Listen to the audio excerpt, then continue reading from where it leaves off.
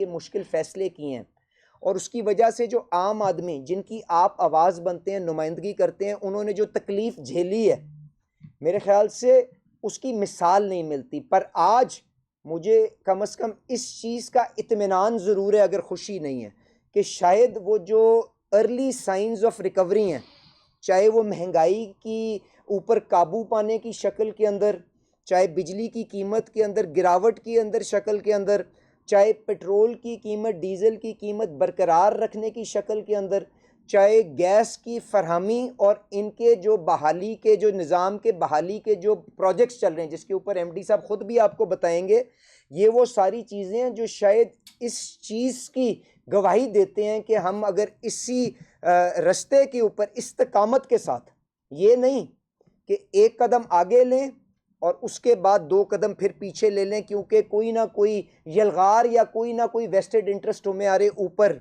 चढ़ावा कर दे।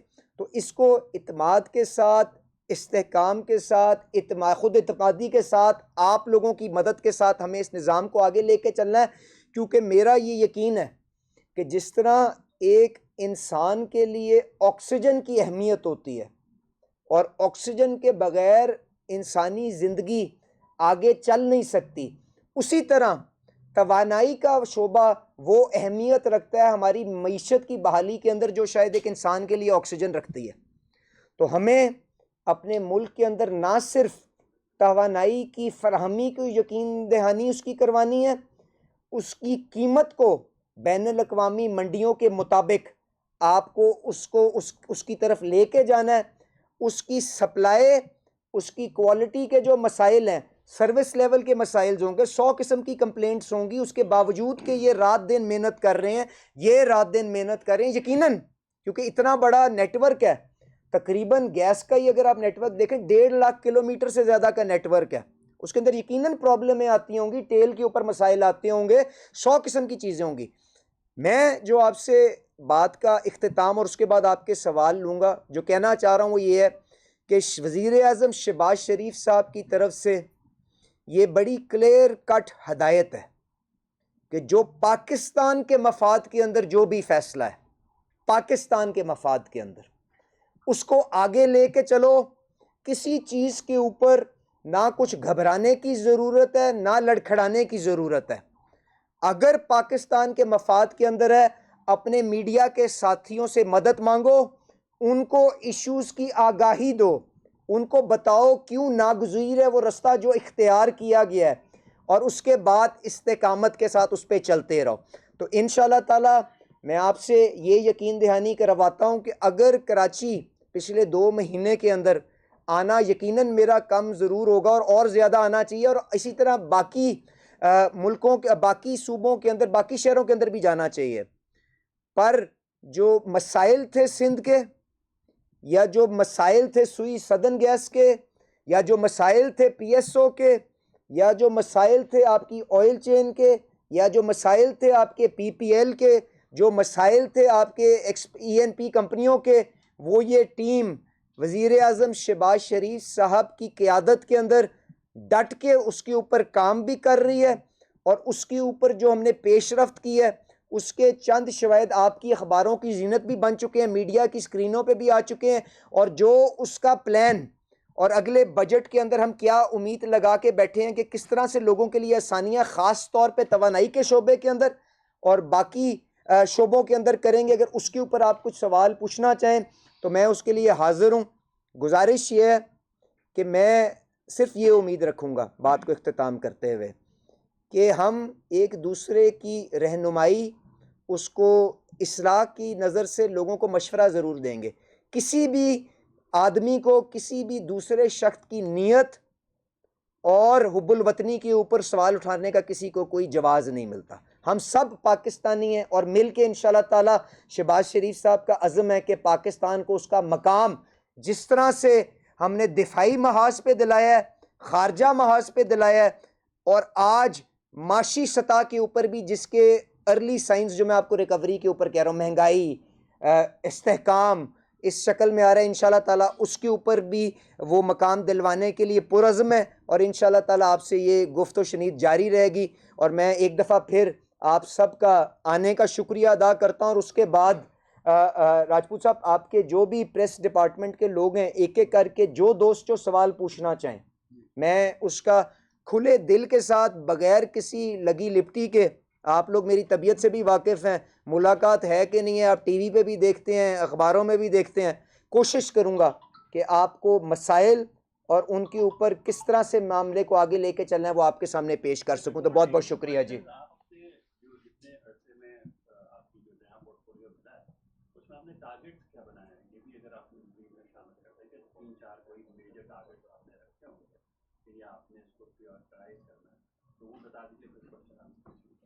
जनरलाइज हो गई आपकी, समझ में नहीं आया कि आप कहना क्या चाहते हैं। तो हर वजीर ही कहता है, हर वजीर का ये मोटो होता है कि पाकिस्तान तरक्की करे, उसके का वो है। मैंने आप आए थे तो हमें ये बता देना आपके 4-5 बड़े चैलेंजेस क्या थे। बिल्कुल ठीक है।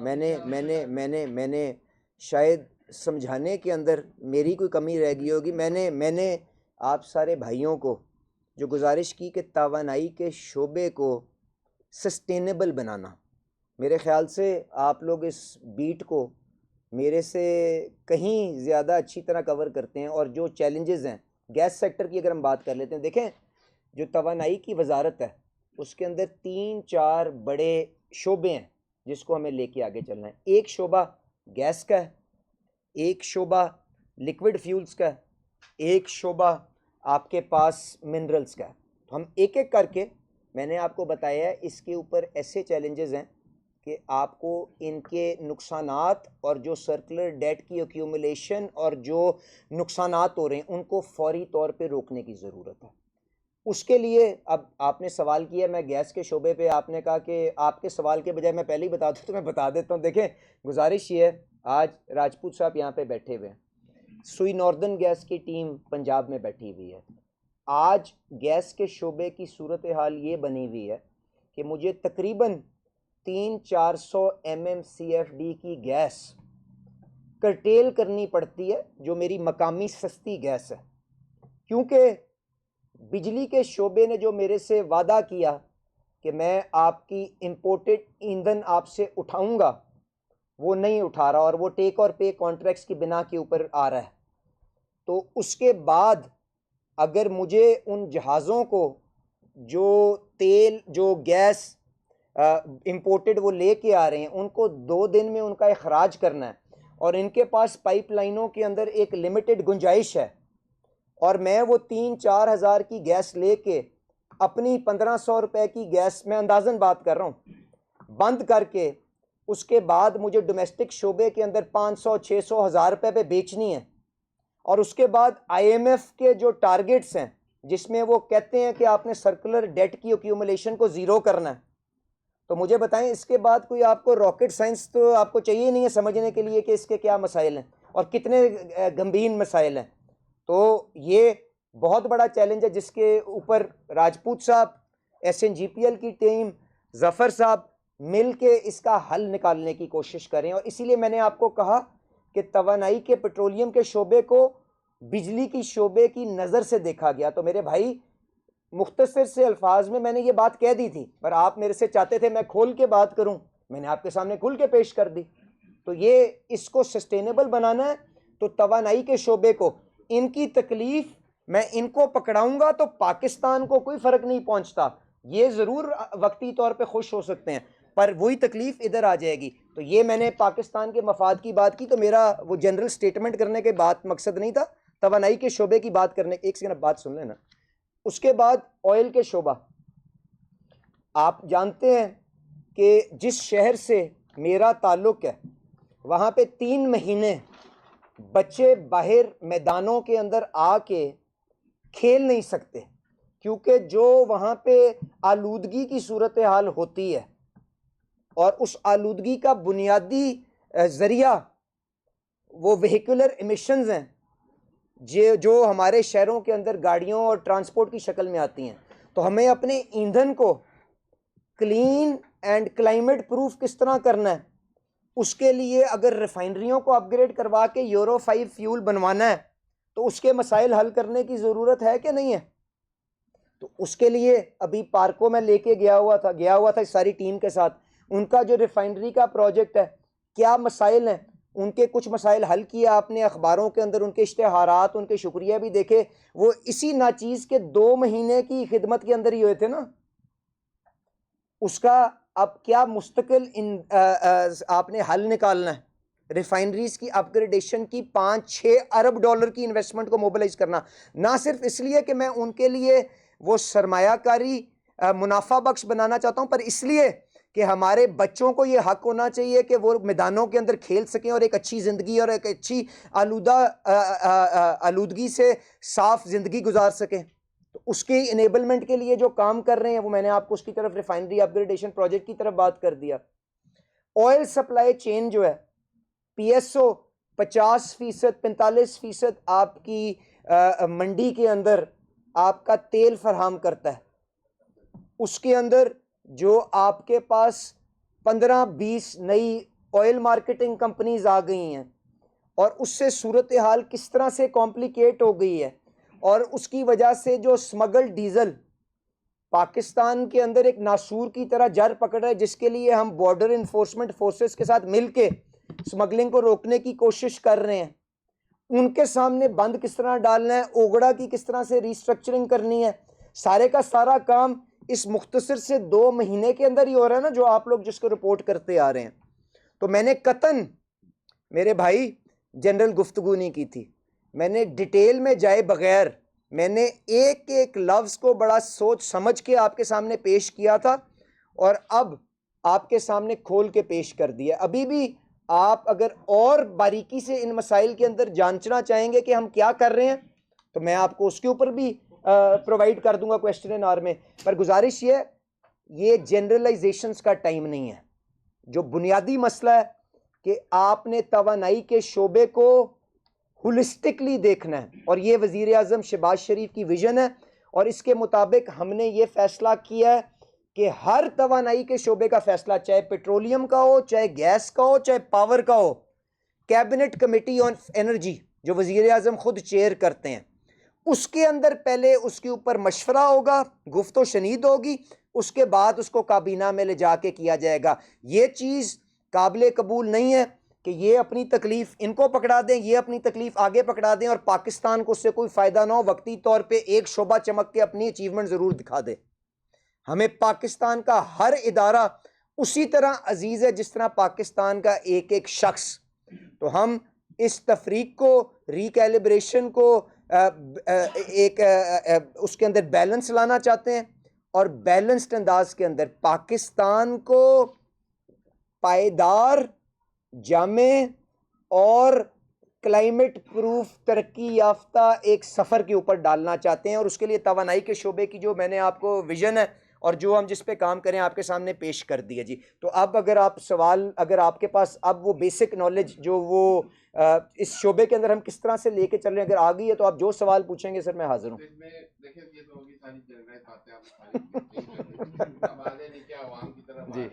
अवाम जो मुश्किलात का शिकार रहती है कराची में, खास तौर पे कराची में एक सबसे बड़ा मसला है पीयूजी और किलोमीटर का। अरबों रुपए में वसूल किए जाते हैं, वो कोई बड़ी रकम नहीं होती है, 200-250 रुपये 300 रुपये मीटर में बिल में लग के आते हैं। सारी जगह कराची बहुत बड़ा है, सफर करके आता है 100-150 रुपये लगते हैं, तो वहाँ पे बैठा होता वो जो मुलाजिम होता है कहता है यार आप 150 रुपये का पेट्रोल खर्च करके आए, 150 रुपये से इसमें लग के आए हैं, तो जरूरत क्या थी आने की। तो हर माह उसको लग के आते हैं, वो हर महीने दुरुस्त कराने जाते हैं। इस सिलसिले का जो अरबों रुपये इस तरह आवाम की जेबों से सीधे जा रहे हैं, उसको रोकने के लिए क्या कर रहे हैं। इनके जो लीकेजेस हैं 5-5.5 हज़ार पॉइंट से ज़्यादा नया सिस्टम डालने उससे बेहतर हो जाए, लेकिन ये पीजीयूजी और किलोमीटर की वजह से आवाम बहुत ज़्यादा परेशान है और धक्के खाती फिरती आए भी इनके सेंटर के ऊपर। देखिए आपने जो बात की है यकीनन ये वो अवलीन तरजीह है जो यहाँ पे एसएसजी की मैनेजमेंट की होनी चाहिए कि ये जो इदारे आवाम के पैसों के ऊपर चलते हैं ये उनके लिए आसानियाँ और सहूलत पैदा करें। उसके अंदर जो इनके निज़ाम के अंदर जो कमज़ोरियाँ आ चुकी हैं उसके ऊपर मैं एमडी साहब से गुजारिश करूँगा, वो आपको ख़ुद भी ब्रीफ़ करेंगे, पर मैं आपसे जो कहना चाहता हूँ वो ये है कि जो कस्टमर कंप्लेंट का जो ऑटोमेटेड निज़ाम है जिसके अंदर हर बिल के पीछे उनका फ़ोन नंबर भी लिखा होता है, हर चीज़ के ऊपर कंप्लेंट की ट्रैकिंग एंड लॉजमेंट का एक पूरा निज़ाम इनके पास मौजूद है। अभी आपके पास आने से पहले इनसे ब्रीफिंग लेने से पहले सबसे पहले हम कस्टमर सर्विस सेंटर के अंदर गए हैं, वहाँ पे इन्होंने उसके ऊपर ब्रीफिंग दी है और इनसे जो मैंने पूछा है वो ये है कि आप जो कंप्लेंट की डिस्पोजल के ऊपर आपका अपना सर्विस टर्म्स का क्या क्राइटेरिया है, और मुझे बताएं कि क्या खाना पूरी करते हुए आप कमरों में बैठ के तो नहीं कंप्लेंट एडजस्ट कर देते और उसके बाद अगले दिन वही कंप्लेंट दोबारा खड़ी हो जाती है और उस बंदे को दोबारा वो तकलीफ के ज़रिए आके अपनी कंप्लेंट रजिस्टर करानी पड़ती है। तो उसके ऊपर जो इन्होंने मुझे जवाब दिया है और जो इन्होंने बताया है, एमडी साहब अगर आप 1 मिनट उसके ऊपर ज़रा इनको बता दें कि कंप्लेंट्स के लिए क्या काम करें और मिनिस्ट्री से क्या हदायत है, तो दोस्तों की तसल्ली मेरे ख्याल से ज़्यादा होएगी। देखें, अभी रमज़ान गुजरा है और मेरे ख्याल में वो एक हमारे लिए बड़ी एक एग्जांपल थी कि हमें सहरी अफ्तारी में इंश्योर करना था कि गैस की सप्लाई रिक्वायर्ड प्रेशर पे हो, और वो हमने सक्सेसफुली किया भी अल्हम्दुलिल्लाह। आप लोग ना सिर्फ कराची बल्कि पूरे फ्रेंचाइज एरिया में इसके 48 आवर्स हमारा टर्न अराउंड टाइम है, एक्सेप्ट जहाँ पे कि अंडरग्राउंड में रोड कटिंग परमिशन का इशू होता है। इस वक्त अल्हम्दुलिल्लाह जो नॉर्मल टर्न अराउंड टाइम है हम उसमें कंप्लेन को रिजॉल्व कर देते हैं, एक्सेप्ट जहाँ पे रोड कटिंग परमिशंस के इश्यूज होते हैं उसको भी हम विगरसली फॉलो करते हैं। लेकिन जाहिर है उसमें आपको मालूम है कि डिफरेंट सिटी गवर्नमेंट है, डिफरेंट अथॉरिटीज़ हैं, तो that's the only issue. Otherwise जिस तरह हम रिहेबिलिटेशन, मैसिव रिहेबिलिटेशन कराची में हो रही है आप लोगों के सामने, ये तकरीबन जो है 40 साल पुरानी लाइनें हैं जिनको हमने कम्प्लीटली रिवैम्प करना शुरू किया है। सर 2500 किलोमीटर पर ईयर का प्लान है विद मैसिव बजट, और हमने आधा कराची कर दिया है और बाकी सारा ऑनलाइन है। अगले 3 सालों में इंशाल्लाह सिर्फ 400 किलोमीटर रह जाएगा, तो ये कोई तकरीबन 8,000 किलोमीटर हम कर लेंगे। आप देख लें जिन इलाकों में कंप्लीट है वहाँ सप्लाईज की पोजीशन बहुत बहुत अच्छी है। जो हम लोड सर प्रेशर प्रोफाइलिंग करते हैं, ठीक है, रात 10 बजे से सुबह 5 बजे तक, वो एक और वो भी लोगों ने उसको एब्जॉर्ब कर लिया है उस दिन में जो है। और शिकायत जहाँ आती है हम 24/7 रमज़ान में और रमज़ान के बाद फिर हमने उसको कंटिन्यू किया। रमज़ान में मिनिस्टर साहब के इंस्ट्रक्शन पे दिन में 2 दफ़ा प्राइम मिनिस्टर साहब प्राइम मिनिस्टर के इंस्ट्रक्शन पे और PM office with a copy to the ministry of petroleum 2 MIS जाते थे, एक सुबह 10 बजे, एक रात 8 बजे, कि where we are, line packs की पोजीशन क्या है, प्रेशर्स की पोजीशन क्या है, कंप्लेंट्स, इवन फिजिकली टीम्स हर जगह जाके, मैं खुद माय सीनियर मैनेजमेंट हम पर्सनली जाके भी हमने इंश्योर किया। तो लेकिन जैसा मिनिस्टर साहब ने कहा इतना बड़ा फ्रेंचाइज एरिया है, उन्होंने कहा 1.5 लाख किलोमीटर प्लस 55,000 किलोमीटर का नेटवर्क है स्वीट सदर्न गैस का, उसको मैनेज करना with lot of challenges in Balochistan and rural areas, but अल्हम्दुलिल्लाह we are trying our best. और आप लोगों की रहनुमाई, आप लोगों के साथ हम कांटेक्ट में रहते हैं, आप लोग स्ट्रेंजर्स नहीं हमारे लिए, हम आपस में कांटेक्ट में रहते हैं और आप लोगों को कोशिश करते हैं आपके इश्यूज भी रिजॉल्व करें। बट अगेन देखें, डाउन स्ट्रीम यूटिलिटी कंपनी चलाना is a real challenge, but हम अल्हम्दुलिल्लाह मतलब we are trying our best, professional लोग हैं हमारी टीम के। यकीनन यकीनन यकीनन यकीनन क्या करेंगे जो लोग परेशान होते हैं? कंपनी मुलव्वस है 2 नंबरी में, सवाल ये है। देखिए पीयूजी या स्लो मीटर्स यानी फास्ट अनरिकॉर्डेड गैस जो है उसका एक मैकेनिज्म है। जब मेरा डाटा मुझे बताता है कि 1 मीटर स्लो हो गया है तो हम उसको वो चार्जेस लगाते हैं जो ओगरा के अलाउड फ्रेमवर्क के अंदर आता है, ऐसा कुछ भी नहीं है। और अगर उसमें जब वो मीटर को हम टेस्ट करते हैं और उसमें एनालिसिस ये होता है कि ये मीटर ठीक है या इस मीटर की सर्टेन, तो वो उसको रिवर्स हो जाते हैं। नए मीटर में actually the point is that it is happening with the new meters as well. चलें सर, इसको हम प्रॉब्लम पुराने में हो जाता है, everyone understand, we are looking after this SCBC thing and meter particular. ये जो आपके अभी मैंने गूगल किया, एक औरंगी में कॉल भी की, तो वो 2 ऑफिसर लोग वो जाके कंप्लेंट, ये मेरे ख्याल से बड़ी वैलिड सजेशन है जी कि लोगों के लिए आसानी करने के लिए, क्योंकि लोग अपने अपने रोज़गार कमाने के लिए निकले होते हैं, हम किस तरह से ये फैसिलिटेट कर सकते हैं और किस तरह से कंप्लेंट लॉजमेंट को टेक्नोलॉजी के ज़रिए, शायद जाने की ज़रूरत तो होनी नहीं चाहिए, और मुझे ये तो बताया हुआ है कि नहीं ज़रूरत है, ऐप भी है, फ़ोन पे लॉग्ड भी हैं सारा कुछ, तो हर तरह से कस्टमर एक्सपीरियंस को किस तरह आपने बेहतर करना है उसके ऊपर बिल्कुल आपकी मशवरा हमारे लिए काबिले नोटिस भी है और हम उसके ऊपर अमल भी करने की कोशिश करेंगे। मैं ज़रा डरते सवाल कर लूँ, आपने जो है वो डायरेक्ट रहमान साहब चौधरी साहब की बात की। कौन रहमान साहब? हाँ, मतलब सीधा जो है बोला, मैं उनको भी जानता हूँ, लेकिन सवाल कौन से रहमान साहब? चौधरी अब्दुल रहमान साहब। वो कौन है सर? आगे सवाल मैं कर लेता हूँ सर। ये मुझे बताएं कि एक आपकी प्रेस कॉन्फ्रेंस में 2 चीज़ें नज़र आई। एक तो प्रेस कॉन्फ्रेंस से माजरत पहले से कर रहा हूँ मैं, जलसा ज़्यादा लग रहा है। इसमें सवाल ये है कि मुसद्दिक मलिक साहब भी यहीं आके बैठते थे, वो भी बहुत सारे ऐलान करते थे। आज आपने भी वही काम किया, आपने अपने टारगेट्स नहीं बताए। टारगेट से मतलब ये है कि अगर हम आपसे अगले 6 महीने बाद मिलें तो पीएसओ के रिसीवेबल्स में कमी आ जाएगी, एसएनजीपीएल के जो लॉसेस बढ़े हैं उसमें क्या कमी आ जाएगी। आप बहुत मोहतात खेल रहे हैं, यानी इस तरह की सूरत हाल है कि कल को अगर हम आपको पकड़े तो आप बोले मैंने तो ऐसा कुछ कहा नहीं था। अब सवाल ये है कि यहाँ पर प्रेस कॉन्फ्रेंस होती है और जो पेट्रोलियम डीलर्स हैं वो कहते हैं कि शहर मुल्क भर में 40% क्वांटम हो गया है स्मगल डीजल का। अच्छा, ऑफिशियली आप बता दें कि कितना क्वांटम है, स्मगलिंग क्यों बढ़ी हुई है, आपके आने के बाद बढ़ी है, पहले से बढ़ी हुई थी। दूसरी और भी चीज़ें हैं, जैसे कैप्टिव पावर की गैस के हवाले से मामला चल रहा है, उसका क्या होगा।